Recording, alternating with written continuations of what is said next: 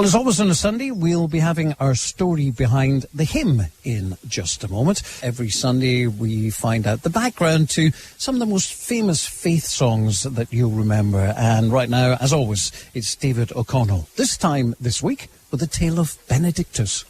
Who is the UK's finest living composer? Many music lovers would say the Welshman Carl Jenkins, whose interests range across the musical genre from jazz to rock to classical. And of his numerous fine compositions, not a few would single out Benedictus from his The Armed Man, a Mass for Peace.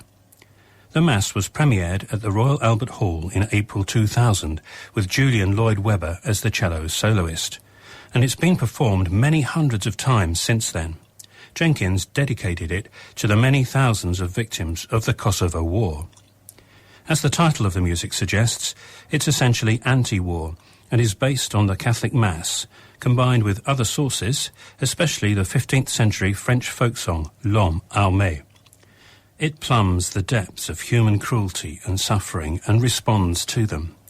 The words sung are in Latin, Benedictus qui venit in nomine Domini, Hosanna in excelsis. Blessed is he who comes in the name of the Lord, Hosanna in the highest.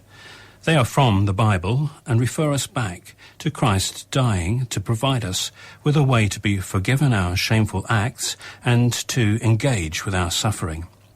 The music is poignant, beautiful, lyrical and soaring, and the piece as a whole also points us forwards to a time when Christ will reign. There will be no more war, and every tear will be wiped away.